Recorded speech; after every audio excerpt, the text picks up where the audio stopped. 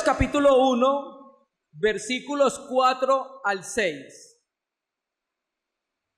Hecho tanto superior a los ángeles, cuanto heredó más excelente nombre que ellos. Porque a cuál de los ángeles dijo Dios jamás: mi hijo eres tú, yo te he engendrado hoy. Y otra vez, yo seré a él padre, y él me será a mí hijo. Hermanos amados, paz del Señor. El Hijo de Dios, Jesucristo, es el hablar pleno y perfecto de Dios. El Hijo de Dios es el heredero de todas las cosas. El Hijo de Dios es el creador del universo. El Hijo de Dios es el resplandor de la gloria del Padre. El Hijo de Dios es la impronta de la realidad sustancial de Dios. Eso fue lo que el escritor nos enseñó por el Espíritu Santo en la reunión anterior, en los primeros 3 versículos de la epístola a los Hebreos. Esos primeros 3 versículos tienen un alto contenido teológico cristológico, porque su propósito es engrandecer y ver cuán glorioso es el Hijo de Dios. Ya miramos nosotros en esta consideración de la epístola a los Hebreos cómo Jesucristo es superior a los profetas.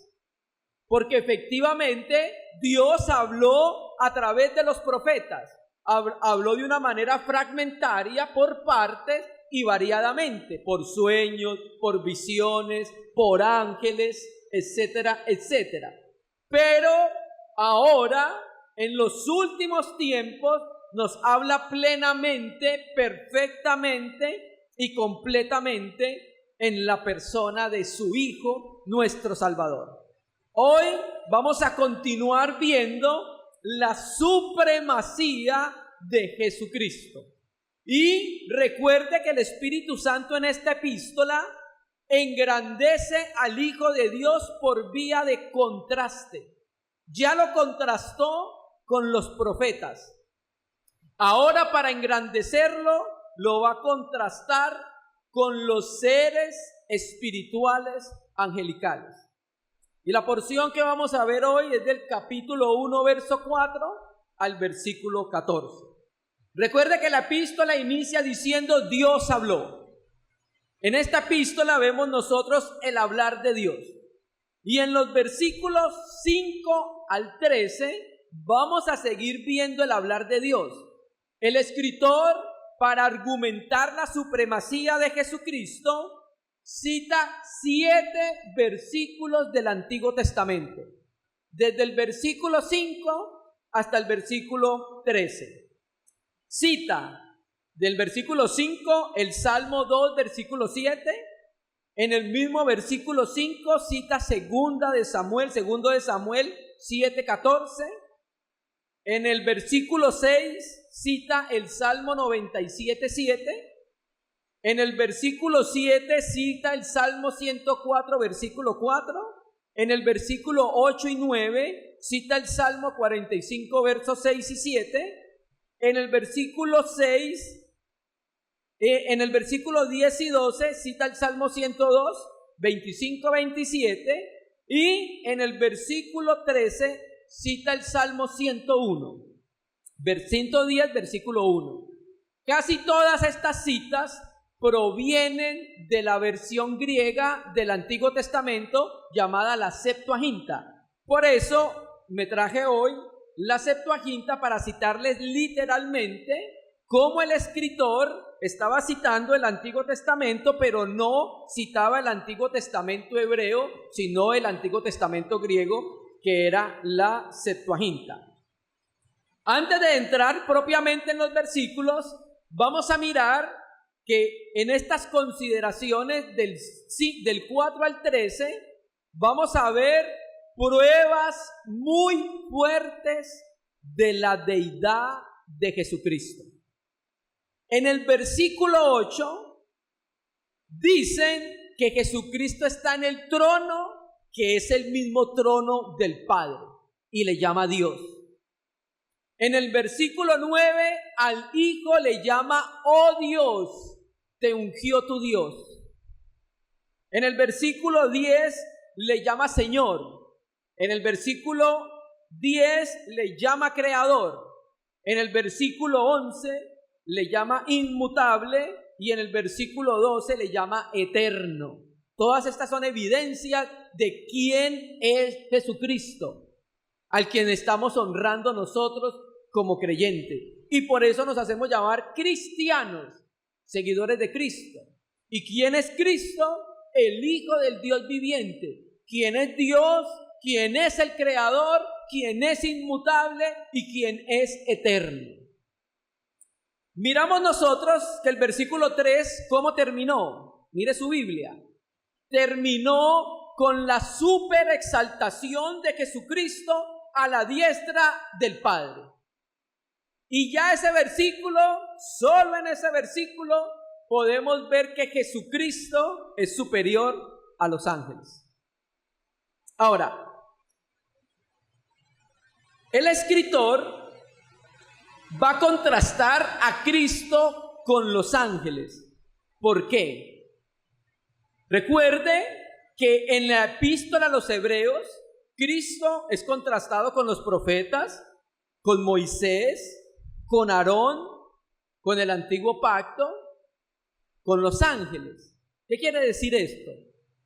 Que el Espíritu Santo, a través del escritor, toma en los judíos lo que los judíos creían que era superior. ¿Creen que para los judíos Moisés era superior? Sí. ¿Para los judíos Aarón era superior? Sí. Entonces lo que hace el Espíritu Santo es que toma lo que los judíos tienen por alta estima, por algo muy superior, y luego por vía de contraste le muestran, ¿sabe quién es más superior? El Hijo de Dios. Ustedes saben que los judíos consideraban a los ángeles muy superior a muchas cosas. Creían que los ángeles habían participado como mediadores, dadores de la ley en el Sinaí. Y ahora Jesucristo va a mostrar, el Espíritu Santo va a mostrar que Jesucristo es superior a todo lo que era superior para los hebreos. Miren, nosotros aún no entendemos bien la naturaleza angelical. No entendemos bien esos seres que Dios creó en la eternidad.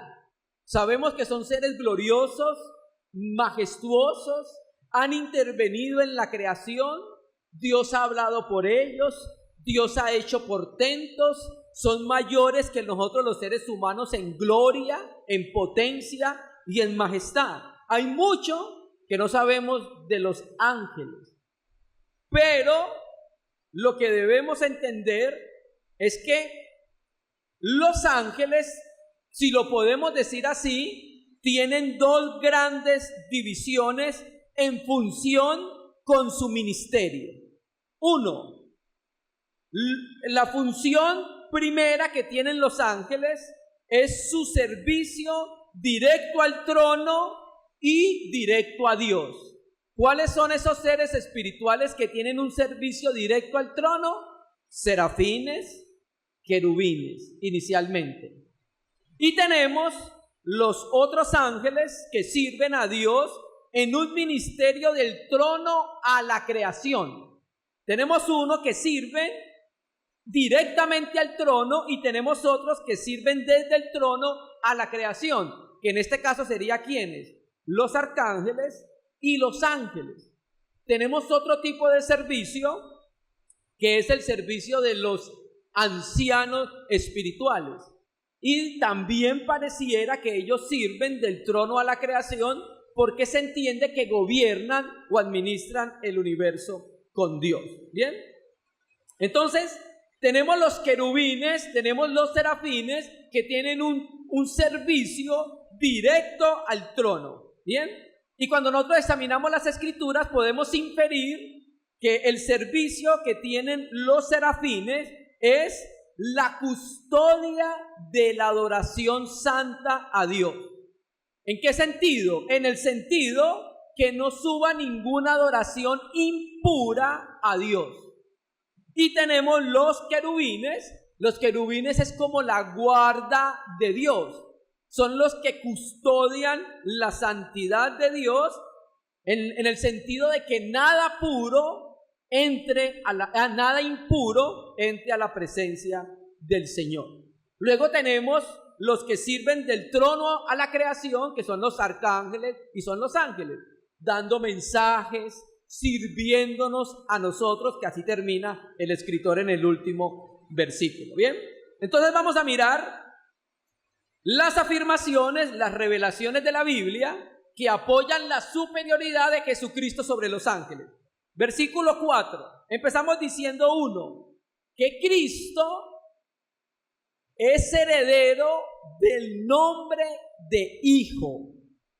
Otra vez, Cristo es heredero del nombre de Hijo. Versículo 4, he hecho tanto superior a los ángeles cuanto heredó más excelente nombre que ellos. ¿Bien? Llamo la atención a esa palabra superior. ¿La puede ver ahí? Por eso hablamos de la superioridad de Jesucristo. Cristo es superior a los ángeles. Esa palabra superior también se traduce en la epístola a los hebreos como mejor y aparece 12 veces en la epístola. En el 4 que estamos leyendo habla del nombre superior que él tiene. En el versículo 7:7 habla de que el mayor es bendecido por el menor. Ahí mayor otra vez es la misma palabra griega. Pero para efectos de lo que nos interesa, en el capítulo 7:19 habla de una mejor esperanza, la misma palabra para superior. En el 7:22 habla de un mejor pacto. En el 8:6, 2 veces utilizada, habla de mejor pacto y de mejores promesas. En el 9:23 habla de mejores sacrificios. En el 10:34 habla de una mejor herencia. En el 11:16 habla de una mejor patria, la patria celestial. En el 11:35 habla de una mejor resurrección. En el 11:40 habla de alguna cosa mejor. Y en el 12:22 habla de una mejor sangre. O sea que la sangre de Cristo es mejor que la de Abel, por el testimonio que dio. Esta es una palabra fundamental de la epístola para entenderla. Cristo es superior a todo. ¿Bien? Listo, entonces decimos lo que está diciendo el texto, que Él heredó más excelente nombre que ellos. ¿Quiénes son ellos? Los ángeles. Cristo heredó un nombre que sobrepasa al de los ángeles. ¿Por qué Cristo heredó el nombre de Hijo? Y quiero que entendamos que lo que vamos a leer no tiene que ver con su encarnación. Lo que vamos a leer en los versículos siguientes tiene que ver con la resurrección del Hijo de Dios. Ningún ángel en las Escrituras heredó el nombre de Hijo, aunque cuando vemos las Escrituras, por ejemplo en Job, dice de los ángeles que eran llamados como hijos de Dios. Pero el único que heredó el nombre Hijo en la gloria es al Señor Jesucristo. Y cuando nosotros examinamos el Nuevo Testamento, vemos que esa palabra hijo aparece muchas veces. Por ejemplo, en su bautismo, ¿recuerda? Que ahí lo llama. En la transfiguración, lo vuelve a llamar hijo. Y en la resurrección, Romanos capítulo 1. Entonces, hermano, quiero que entendamos algo. 1. Cristo siempre ha tenido el nombre de Hijo. ¿Por qué lo sabemos? Porque Hebreos 1:3 nos dice que nos habló por el Hijo y por el Hijo hizo el universo. Ahí está llamando a Cristo Hijo antes de crear todas las cosas. Entonces el nombre de Hijo ya lo tenía el Verbo en la eternidad. Entonces, ¿a qué se está refiriendo el escritor? El escritor se está refiriendo al nombre de Hijo que le fue dado cuando resucitó entre los muertos. Lo dice Romanos capítulo 1, versículo 3, ahorita lo vamos a leer. Vamos a la primer cita, que está en el Salmo 2, versículo 7, que es en el versículo 5. Hebreos 1, versículo 5. Porque a cuál de los ángeles dijo Dios jamás: mi hijo eres tú, yo te he engendrado hoy, y otra vez, yo seré a él padre, y él me será a mí por hijo. Bien, tenemos acá dos citas del Antiguo Testamento para probar que Cristo es superior a los ángeles. La primera es Salmo 2, versículo 7, y es tomada de la Septuaginta, de la versión griega del Antiguo Testamento. ¿Recuerdan que le dije que la epístola a los hebreos es el hablar de Dios? ¿El hablar final de Dios?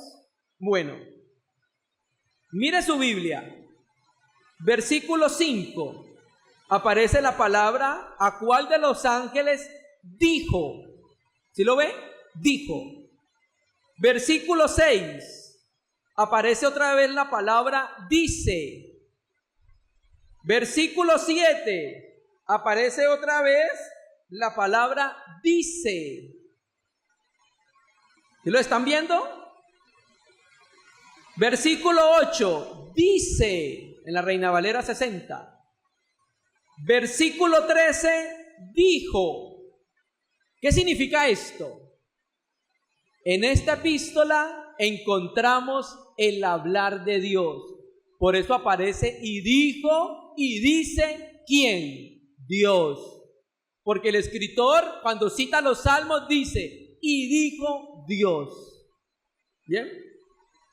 Bien, entonces el escritor muestra la supremacía de Cristo sobre los ángeles por medio de una pregunta retórica que tiene una respuesta negativa. La pregunta es: ¿a cuál de los ángeles dijo Dios jamás: mi hijo eres tú, yo te he engendrado hoy?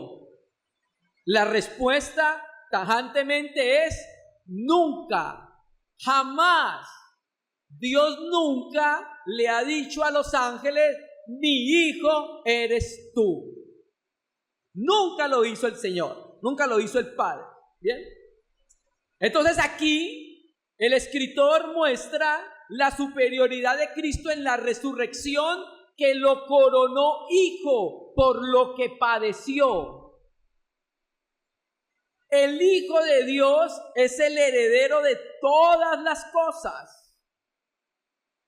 Y cuando se encarna y sufre por nuestros pecados, cuando resucita, la Escritura dice que en ese momento Dios lo declaró hijo suyo por el poder de la resurrección. Vamos a verlo en Romanos capítulo 1 versículo 4, dice, solo el 4, que fue declarado hijo de Dios con poder según el Espíritu de santidad por la resurrección de entre los muertos. El hecho de que Cristo resucitara entre los muertos lo capacitó y lo calificó para que Dios lo declarara hijo. Era su hijo eternamente. Entonces no tiene sentido de que lo llame hijo en la eternidad, sino que tiene sentido por la obra que él hizo. Entonces, cuando vemos, por ejemplo, Hechos 13, Pablo vuelve a utilizar el Salmo 2, versículo 7, ¿Y sabe a qué se refiere? A la resurrección. Esa es la manera en que los apóstoles utilizaban Salmo capítulo 2, versículos 7 y 8. Entonces tenemos que la respuesta a la pregunta es nunca. Dios nunca, ningún ángel le dijo, mi hijo eres tú, yo te he engendrado hoy. Y viene el segundo texto, que aparece en segundo libro de Samuel 7:4, que dice, el versículo 5, yo seré a él padre y él me será a mi hijo. Y cuando examinamos segundo libro de Samuel capítulo 7, nos damos cuenta que esas promesas no se cumplían en Salomón, porque Salomón no iba a tener un reino eterno. El reino eterno y perduradero sería ¿de quién? Del Mesías. Y el mismo segundo de Samuel 7 aplica a Cristo, es cuando venga a reinar en la tierra, no aplica con su encarnación. Cuando Gabriel, uno de los ángeles, viene a hablar con María, nos da un punto para nosotros entender cuándo Cristo iba a reinar. Y le dice, ese santo ser que van a nacer va a ser rey sobre la casa de David. Y Cristo en los días de su carne nunca gobernó en Israel. Entonces esa parte de la profecía está por cumplirse. Y tiene una manera clara de entenderse a la luz de segundo de Samuel, cuando Cristo venga por segunda vez a reinar. ¿Bien? Entonces, el reino de Salomón no iba a ser eterno, sino el reino ¿de quién? De Jesucristo. Entonces, la respuesta a la pregunta retórica es, nunca jamás en ningún tiempo Dios le dijo a un ángel, mi hijo eres tú, yo te engendré hoy. Y nunca jamás Dios le dijo a un ángel, yo seré para ti padre y tú me serás para mi hijo. Nunca se lo dijo a un ángel. Y ahí empezamos a ver la supremacía de Jesucristo. Tercera cita. Vamos a Hebreos. Tercera cita. Está en Hebreos 1, versículo 6. Dice, y otra vez, cuando introduce al primogénito en el mundo, dice, adórenle todos los ángeles de Dios. Segundo, Cristo recibe adoración de los ángeles. Y esa es una cita del Salmo 97, versículo 7. Voy a leerlo de la Septuaginta. Dice, avergüéncense todos los que se postran ante estatuas, los que se jactan de sus ídolos. Postraos ante él todos sus ángeles.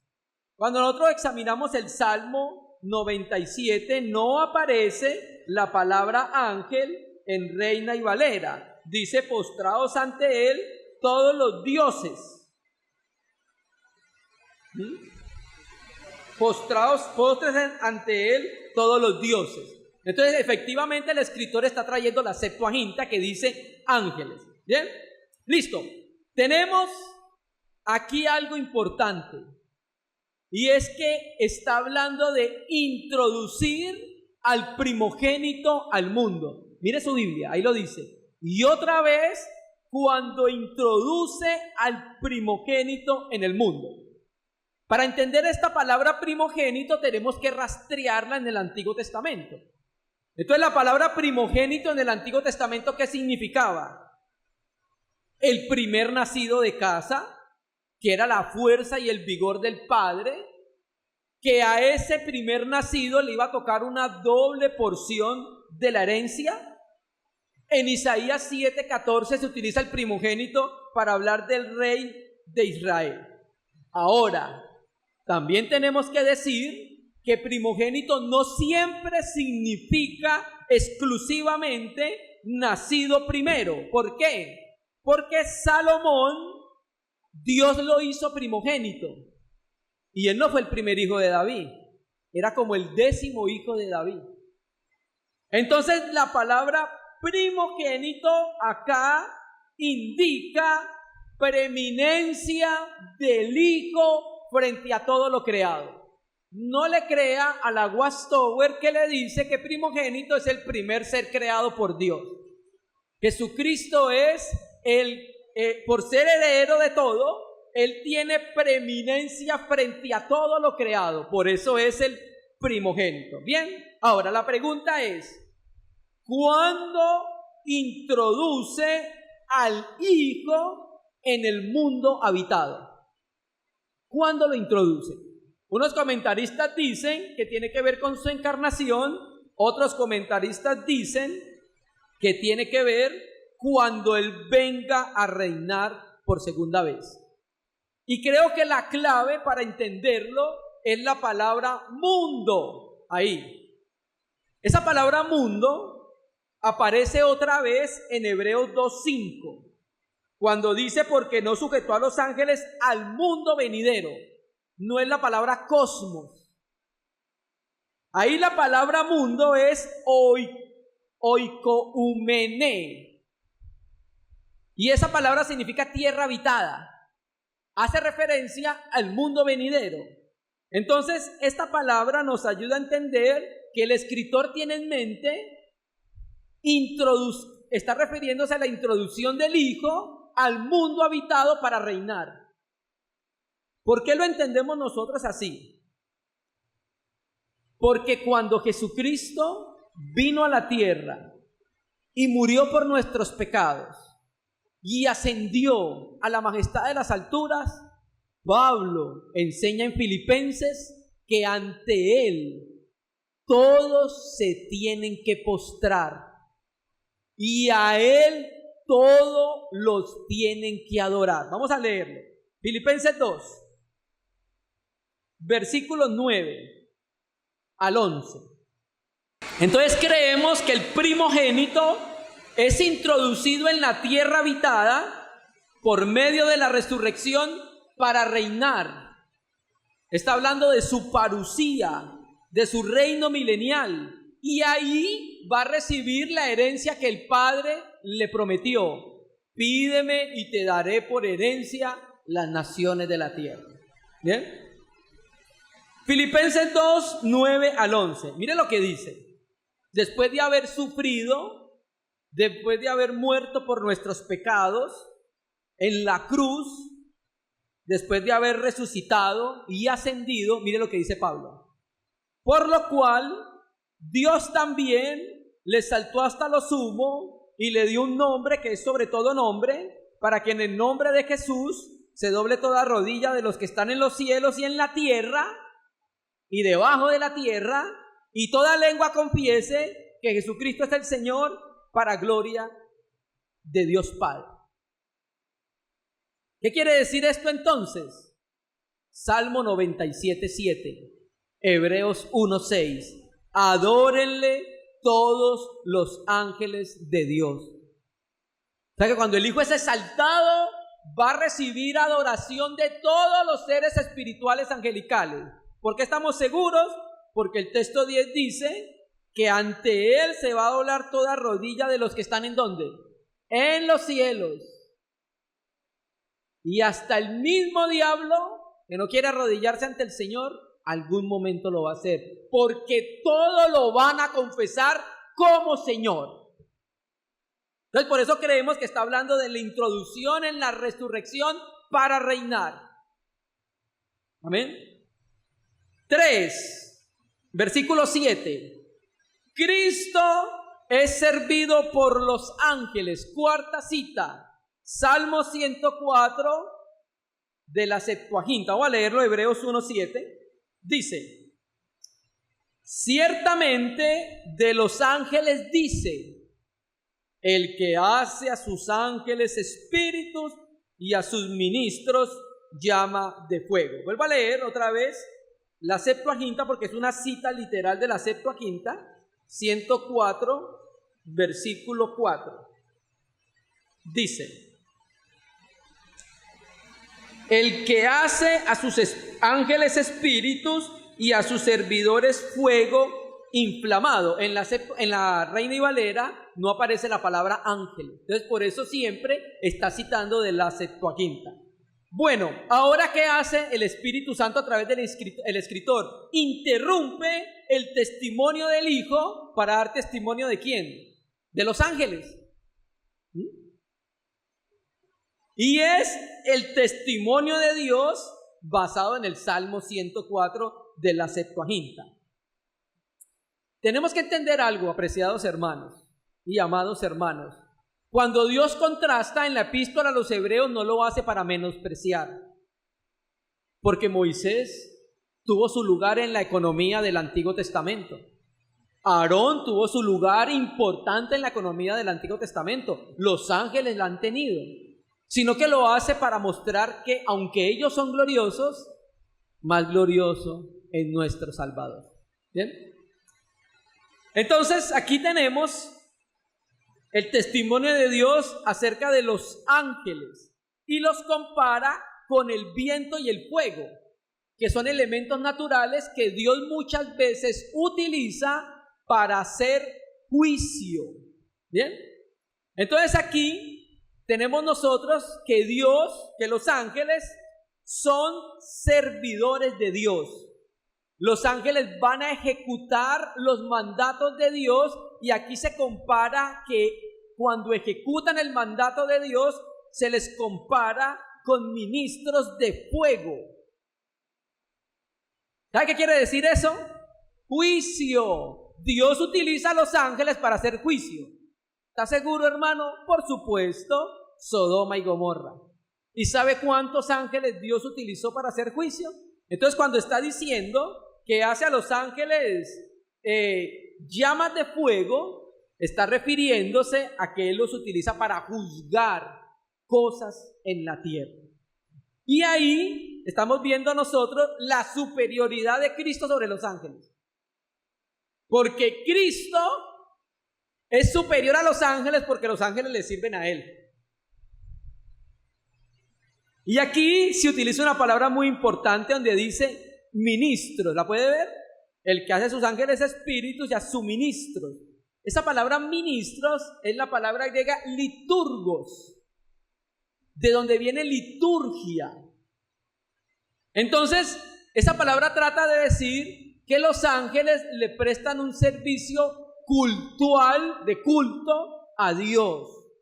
Entonces, aprendemos con esta palabra que los ángeles no solo se ve obediencia en su servicio, sino que también se les ve adoración a Dios. Entonces, tercer punto, Cristo es servido por los ángeles. Cuarto punto, Salmo 45, versos 6 y 7, Hebreos 1:8, que es la quinta cita. Cristo está sentado en el trono del Padre. Ningún ángel, por más glorioso que sea, está a la diestra de Dios. Los serafines con toda su gloria, los querubines con toda su gloria, Galgal, los 24 ancianos, los arcángeles, los ángeles muy gloriosos, pero ninguno de ellos se le ha dado que se siente en el trono de la majestad de las alturas. Versículo 8. Más del Hijo dice: tu trono, oh Dios, por el siglo del siglo, cetro de equidad es el cetro de tu reino. Has amado la justicia y aborrecido la maldad, por lo cual te ungió Dios, el Dios tuyo, con óleo de alegría más que a tus compañeros. Mire su Biblia. ¿Sí ve cómo empieza ese versículo? Más. O sea, de los ángeles se dice: oh, Él hace a sus ángeles ministros de llama de fuego. Pero, o más del Hijo, que dice: oh, Hijo, tu trono, oh Dios, por el siglo del siglo. El versículo 7 y 8 es un contraste, que aunque los ángeles son gloriosos, es más glorioso Cristo, porque está en el trono del Padre. Cuando nosotros miramos el Salmo y lo estudiamos, vemos que en ese Salmo está mostrando un rey cuyo trono es eterno y se llama Dios. Y el escritor ve en este salmo un salmo mesiánico y se lo aplica al Hijo. El Hijo tiene un trono eterno. Y ese trono, el que está en el trono, se llama Dios. Tu trono, oh Dios. ¿Entiendes? ¿Sí lo puede ver? Tu trono, que es el Hijo, o que está el Hijo está en el trono del Padre, oh Dios, ese trono que es cetro de equidad. O sea, esto tiene que ver con el reinado de perfecta justicia que tendrá cuando Cristo venga. El derecho y la justicia, o la equidad y la justicia, serán los dos grandes valores del futuro reino escatológico milenial de Dios en la tierra. Y el versículo 9 sigue reforzando la idea de la superioridad de Cristo. Has amado la justicia y aborrecido la maldad, por lo cual te ungió Dios, el Dios tuyo. ¿Sí puede ver? Ahí lo que le está diciendo es que a alguien que es Dios lo ungió Dios. Suena raro, pero eso es lo que dice. ¿Bien? Entonces empieza diciendo que el Hijo ama la justicia. Y también el Hijo desea que su pueblo ame la justicia, como Él la ama. ¿Bien? Ama la justicia y aborrece la maldad. Entonces, Dios quiere que nosotros amemos la justicia y aborrezcamos la maldad, porque en nosotros también hubo una medida de ungimiento, porque ahí termina diciendo que fue ungido con óleo y alegría más que a tus compañeros. ¿Quiénes son los compañeros de este rey que está en el trono? La iglesia, los que amamos la justicia, los que aborrecemos la maldad y somos participantes de la misma naturaleza que Él tiene, el que está sentado en el trono, participantes de la naturaleza divina. ¿Bien? Entonces, hermanos, cuando Cristo asciende a la gloria y entró en la gloria, fue ungido para su ministerio celestial con óleo de alegría. Recuerde que esto no está hablando de la encarnación. Todo está hablando del gobierno futuro de nuestro Señor Jesucristo. Así lo entienden también muchos comentaristas serios. Entonces concluimos. Los ángeles son seres que ministran en proximidad al trono, o sea, cerca del trono. Pero ninguno de ellos se ha sentado en el trono. Eso concluimos. Y en eso vemos la gloria del Hijo de Dios. 5. Cristo es el Señor, es el Creador, es inmutable y es eterno. Sexta cita el Salmo 102, versículo 25 al 27. Leo Hebreos 1, 10, 11 y 12, dice, el que cantamos hoy. Y tú, oh Señor, en el principio fundaste la tierra y los cielos son obra de tus manos. Ellos perecerán, mas tú permaneces, y todos ellos se envejecerán como una vestidura, y como un vestido los envolverás y serán mudados, pero tú eres el mismo y tus años no acabarán. Vuelvo otra vez a la Septuaginta, porque la palabra Señor no aparece en Reina y Valera en el Salmo 102. Entonces cito de la Septuaginta, Salmo 102, versículos 25 y 27. Ya les leo. Mira lo que dice. Al principio, tú, Señor, la tierra has fundado y las obras de tus manos son los cielos. Entonces esa palabra Señor no aparece en el texto masorético en Reina y Valera, sino que es citado de la Septuaginta. Por eso les mostré que aparece Señor. ¿Bien? Bueno, ahora hace el escritor a la epístola, lo que hace es aplica este cántico de alabanza a Cristo, el eterno Hijo de Dios. Aquí vemos la grandeza del Señor y su supremacía, en que los ángeles no fundaron la tierra. Y Tenemos que hacer una aclaración porque una rama de los judaizantes tratan de decir que cuando Dios dijo, hagamos al hombre a nuestra imagen, y una rama de los unicitarios para decir que Dios estaba solo, está hablando con los ángeles, como si los ángeles, Dios los hubiera participado en la creación. No, porque ellos no tienen poder creativo. El poder de crear de la nada, creación es nihilo, solo es propio de Dios. ¿Sabe qué dice más bien el Job? Que los ángeles se alegraban y se gozaban cuando Dios creaba todas las cosas. Entonces aquí vemos la grandeza del Hijo en que los ángeles no fundaron la tierra. ¿Por qué? Porque ellos mismos son parte ¿de dónde? De la creación. Ellos mismos son espectadores de la omnipotencia del Hijo. Ellos mismos. De ahí se ve que efectivamente Jesucristo es superior, porque es inmutable. Y vemos también la superioridad de Cristo frente al declive de la creación. En el versículo 11, y ellos perecerán, mas tú permaneces, y todos ellos envejecerán como una vestidura. Recuerde que hay unas leyes, la entropía, termodinámica, todo tiene a desgastarse. Y aunque todo se desgaste, el Hijo permanece porque es inmutable y es eterno. Y dice el texto que se van a envejecer como unas vestiduras. O sea, está haciendo una comparación. Ese cómo es una comparación. ¿Qué pasa cuando las prendas de vestir se envejecen? Ya no sirven. Hay que botarlas. ¿Por qué? Porque se hacen inservibles. Y mire lo que pasó en el desierto los 40 años que Israel estuvo caminando. Fue algo milagroso porque Dios, su poder hizo que las vestiduras no se dañaran. O sea que ya sabe quién es el que sustenta la ropa, ¿no? Ok.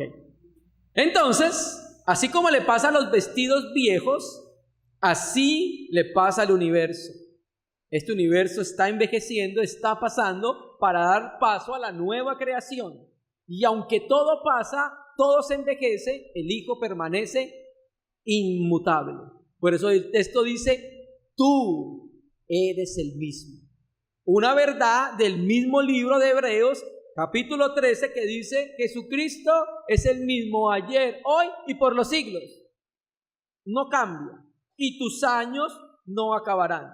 ¿Por qué los años de Cristo no acaban? Porque no tuvieron comienzo. Porque es eterno. La eternidad es inherente al ser de Dios. Los seres espirituales son eternos, pero fueron creados. Porque ellos no mueren como nosotros.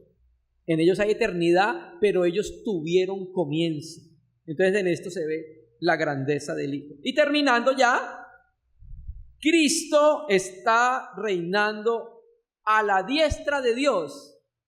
¿Y los ángeles dónde están? A sus pies. Séptima cita, última cita de la evidencia de que Jesucristo es superior a los ángeles, que es tomada del Salmo 110, otra vez de la Septuaginta. 1:13, vamos a leerlo. Dice, pues, ¿a cuál de los ángeles dijo Dios jamás, siéntate a mi diestra hasta que ponga a tus enemigos por estrado de tus pies? Se ve que el escritor era un maestro en la retórica.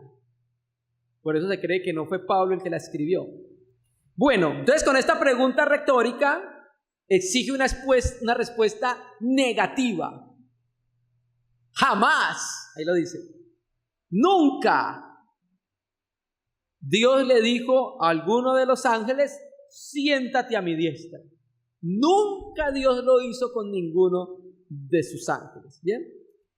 Y miren, hermanos, este salmo es quizás uno de los salmos que más se cita en el Nuevo Testamento. Se cita en Mateo, en Hechos, en 1 Corintios, en Colosenses, en Efesios, en Hebreos 7 veces, en Apocalipsis. Y cuando examinamos el salmo, nos damos cuenta que Yahvé hablando con Adón, con su Señor. Yahvé hablando con el Hijo, el Mesías. Y David le llama al Mesías Señor. Y le dice: siéntate a mi diestra hasta que ponga a tus enemigos por escabel de tus pies. Nunca a ningún ángel Dios le dijo eso. Solamente al Hijo de su amor, que es de su misma sustancia y de su misma esencia. El Hijo de Dios está entronizado en el trono en espera del tiempo para venir a reinar en la tierra. Y lo estamos esperando. Queremos ver al Hijo de Dios cruzando este globo terráqueo para venir a reinar. Queremos ver. Y esa frase, cuando dice hasta que pongas tus enemigos por escabel de tus pies, es una figura que era común del Antiguo Testamento. Vamos a leerlo en Josué, capítulo 10, Josué 10, versículo 24.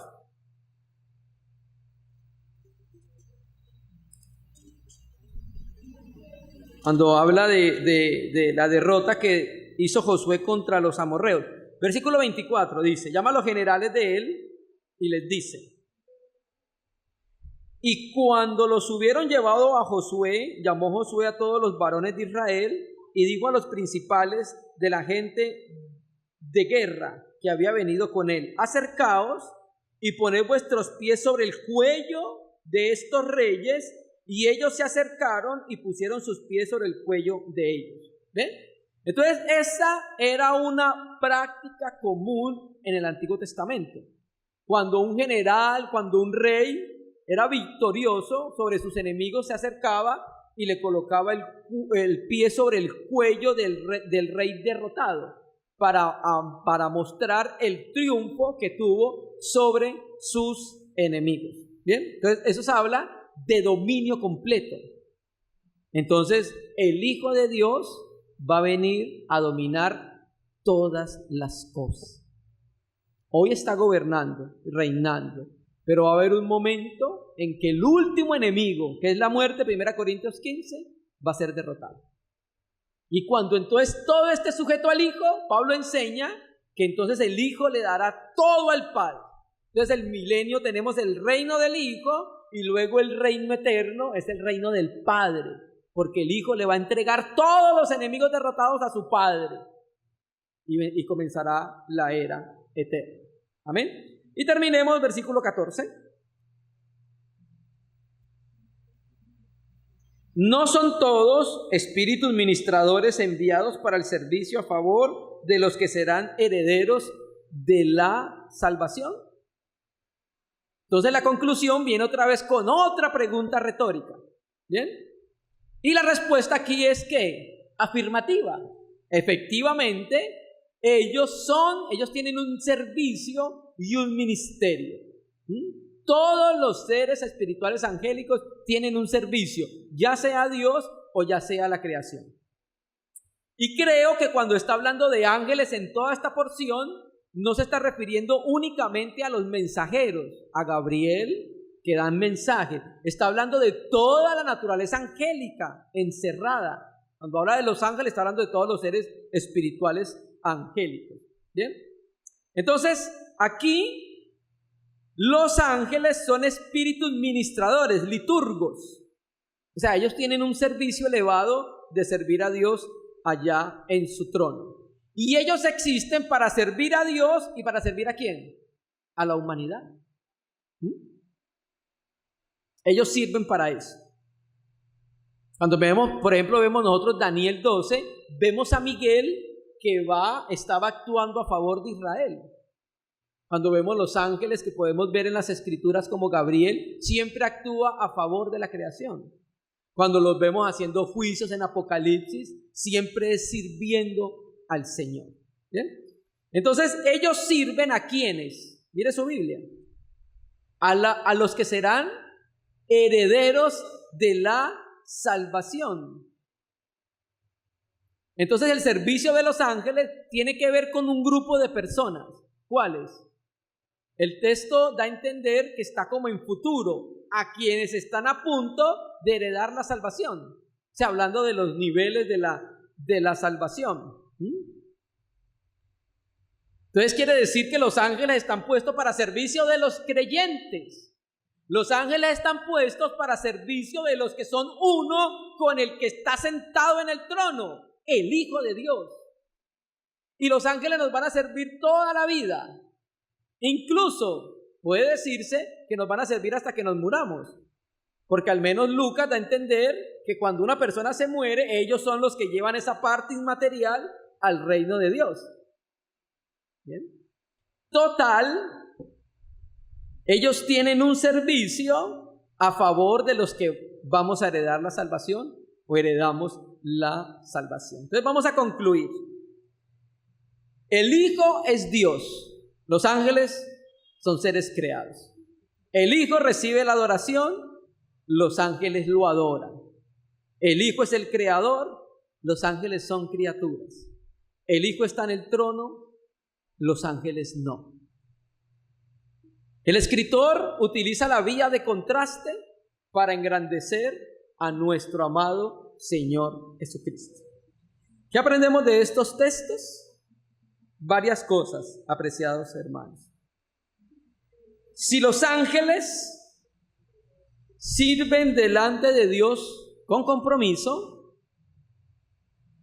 ¿no deberíamos nosotros, los redimidos, servir con más compromiso e entrega incondicional al que está sentado en el trono?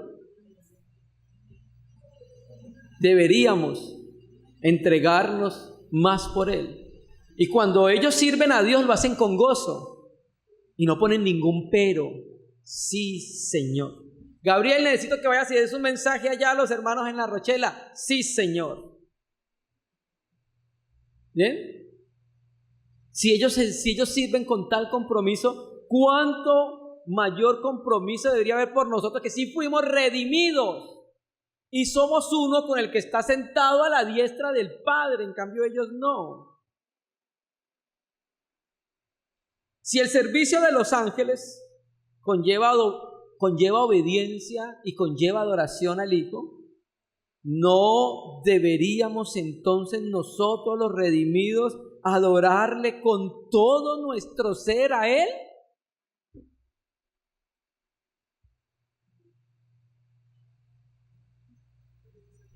Hermanos, ¿cómo afecta mi vida espiritual el conocer que Jesucristo es tan grandioso?